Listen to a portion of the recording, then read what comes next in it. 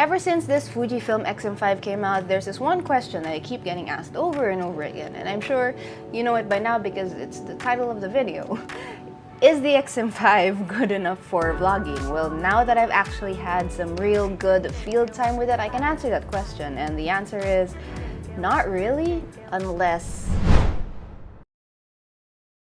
Unless what? Well, let's quickly get to know this camera first. The Fujifilm X-M5 is one of the brand's most compact and lightweight cameras, but it still packs serious internals. It's powered by a 26.1 megapixel X-Trans sensor paired with the X Processor 5, the very same one used in the X106, X-T50, and a bunch of other cameras. We also have the new film simulation dial here on the upper left. For autofocus, you have a 425-point intelligent hybrid AF system. And just like some of Fujifilm's other high-end cameras, the X-M5 now has AI-based subject detection, and it can automatically track things like birds, vehicles, and of course faces, among a couple of other things. For video, it supports internal 10-bit recording up to 6.2K open gate. There's also a dedicated vlog mode that allows native vertical video capture. The ability to record 6.2K open gate is probably the best feature of the X-M5 in my opinion, especially if we're talking about vlogging or social media, just because you get that flexibility in post to be able to crop and reframe to the smaller dimensions that these platforms need. So you don't really need to shoot vertical or horizontal simultaneously because that 6.2 open gate gives you some kind of freedom to just crop. Audio is handled not by one or two, but 3 built-in directional mics that offer adjustable directionality. You can set them up to pick up the sound from the front, rear, or all around, depending on your shooting style or requirements. There's also a built-in noise reduction setting that helps clean up background hiss or minor ambient noise. Okay, so let's do a quick audio test. Now, one of the things I learned about the X-M5 to get the best quality audio, especially when you're speaking like this, is to be pretty close to the camera. Right now, I'm about an arm's length from the body and you're probably hearing a good amount of my voice, but since I am on surround, my mic is on surround with noise reduction filters turned off, you are hearing a lot of wind, you may be hearing a lot of ambient noise, but we'll see the difference in just a little bit. And one of the reasons why I tell you to stay up close. So let me just cut for a second and turn on all the noise reduction filters so you guys can hear the difference. Alright, so now all 3 noise reduction settings are turned on and you're probably hearing a lot more of my voice and less of the wind and less of the ambient noise. Now, why I told you guys it's better to stay nearer to the camera, let me show you, let me make you hear what it sounds like when I get further away. So with the noise reduction settings turned on, if you move further away, it just becomes more wobbled. Like obviously, this will not give you, even if I scream out louder, I don't want to scream too loud, but if I do scream out louder, it's not the best quality audio compared to when I'm pretty close right now. Again, arm's length right now. So let's go through what the mics can do. Right now I am on surround with all my noise reduction settings turned on. So the interesting thing, now I'm shooting on vlog mode, is that I can actually change on the fly. So this is surround right now, and I can quickly switch to front. So now this is the front mic mode only. Obviously, you're going to hear a lot of what's in front. So there's probably a lot less noise that you're hearing from the surrounding. So let me do a quick 360 around the camera so you guys can actually hear what it sounds like compared to surround. So, hey guys, it's Vika from The Modern Creatures, and today we're testing out the audio of the Fujifilm X-M5. So that's what the front mic mode only sounds like. So let's switch it up a bit and go to rear mic only. So now, again, on the fly, you probably don't hear much unless I go really close, but if I do speak here, you're probably not hearing anything, right? So let me go to the back, and from here, you probably hear me a lot better, and the quality is actually not so bad. I am about less than an arm's length from the camera right now, so this is a great mode if you're shooting or narrating as you go. But let me move up to the front again, and you probably don't hear anything else. So let me switch my mic back to the last setting, the microphone direction setting, front and rear. So now this is the front and rear. You're probably hearing a lot of the birds because they kind of woke up, I think, and now they're making a lot of noise there in the back, and you're probably hearing my front. But if I go to the left or right side, for example, right here, I am on the right side of the camera, front, left side of the camera, rear side, and then right back up here in front.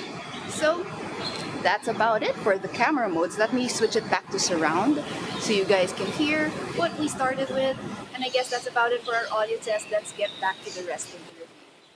Ports include a USB-C, a micro HDMI, plus wireless options are available like Wi-Fi and Bluetooth.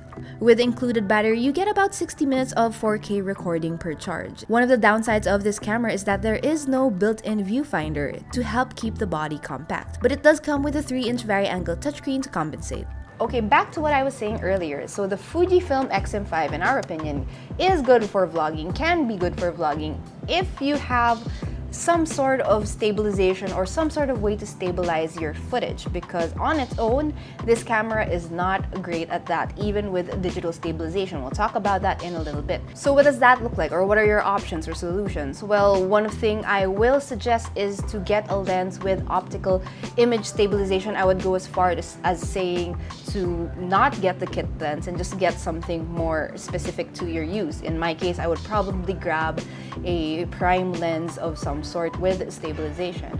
You can also go for a gimbal if you're into that, or simply using a tripod. The X-M5 lacks any form of in-body stabilization, which means every shake, jerk, and sudden movement is noticeable. While there is a digital stabilization option, it introduces a crop into your footage. If you're holding up the camera at arm's length, for example, expect a tighter crop, unless you're using something like a wide lens. Handheld vlogging, especially while walking, you know, when you go like this and stuff, it's not really the best if you do it as is. This is not the camera for that, just because of that lack of stabilization. And honestly, it's quite a shame, because apart from that, there are so many things about this camera that make it such a good vlogging camera, such a good travel compact camera.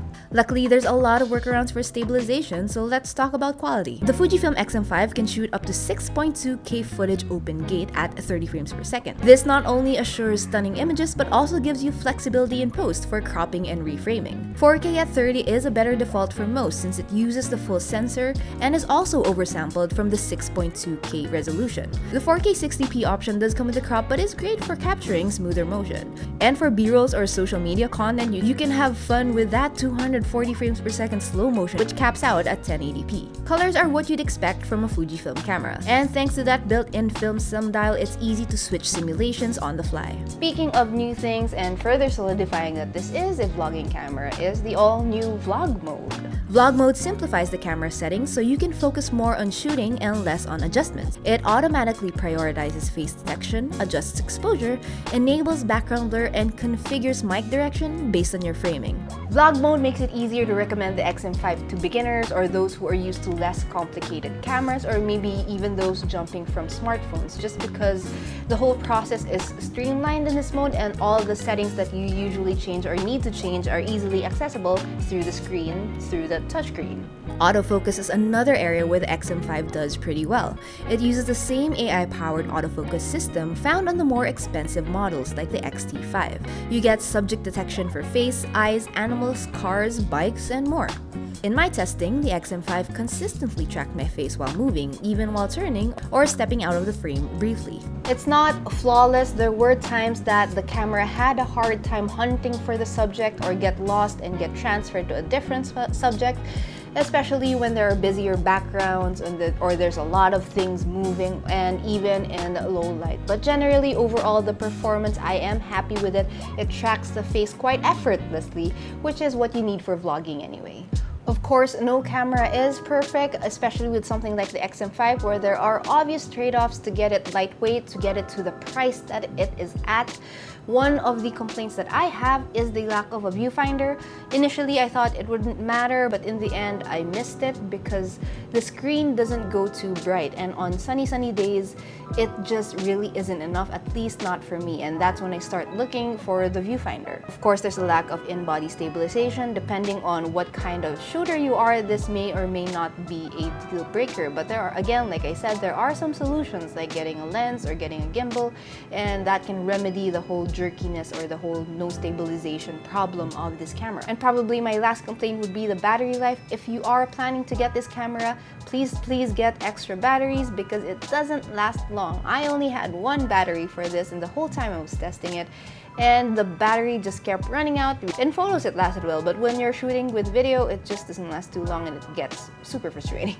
If you're more into photography, however, if you're more into capturing stills and kind of just want video in your back pocket, then it becomes kind of a different story because the X-M5 is absolutely brilliant at taking photos. The 26.1 megapixel sensor paired with that X Processor 5 delivers crisp detail and beautiful tones, and it's made even better with Fujifilm's ever-popular film simulation. It's also compact and intuitive to use, which makes it ideal for everyday shooting or even semi-professional work. So let's go back to our first question. Is the X-M5 good enough for vlogging?